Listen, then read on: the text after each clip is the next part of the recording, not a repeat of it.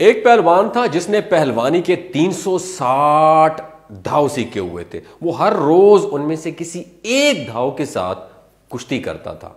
اسے ایک شاگرد بہت پسند تھا. اس وجہ سے دیگر شاگردوں کے مقابلے میں اس کا ایک شاگرد کی طرف یعنی پہلوان کی توجہ چونکہ بہت زیادہ تھی، اس لیے اس کو پہلوان نے 359 دھاؤ یعنی گر سکھا دیے.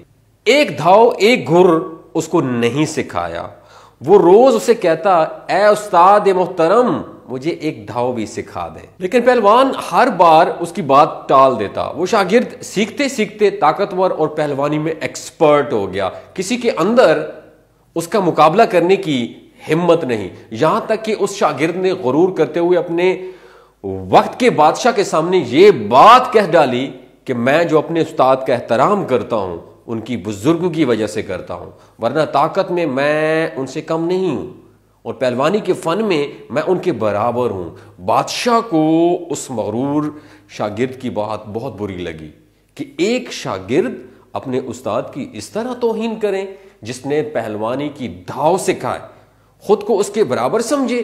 بادشاہ نے یہ آرڈر پاس کیا کہ اس کے استاد کو بلایا جائے. اس کے استاد کو بلایا گیا.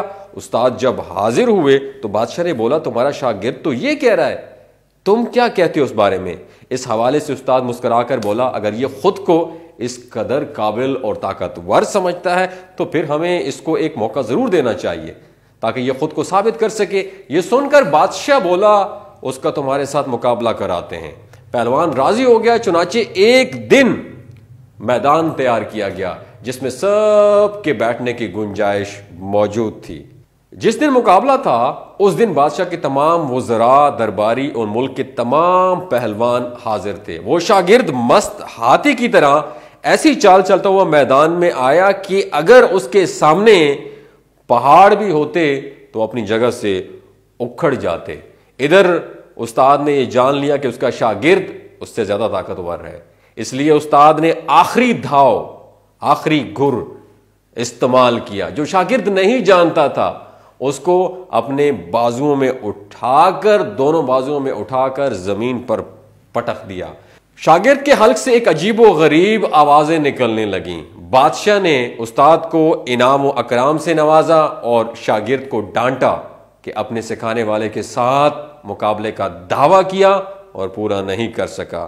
اس نادان شاگرد نے جواب دیا کہ استاد نے طاقت کی وجہ سے مجھ پر کامیابی حاصل نہیں کی، اس نے اس دھاؤ کی وجہ سے مجھ سے کامیابی حاصل کی جو استاد نے مجھے سکھایا ہی نہیں تھا. استاد یہ سن کر بولا، میں نے اسی دن کی وجہ سے اس دھاؤ کی حفاظت کی تھی.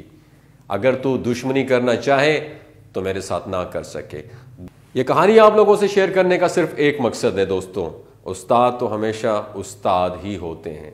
شاگرد کو کبھی استاد کے آگے نکلنے کی کوشش کبھی نہیں کرنی چاہیے. اگر ہمیں استاد نہ سکھاتے تو ہم کبھی آگے نہ بڑھ پاتے. آپ جتنی بھی ترقی کر لیں، استاد کی دل و جان سے قدر کریں اور ان کے سامنے اپنے آپ کو چھوٹا اور شاگرد ہی سمجھیں.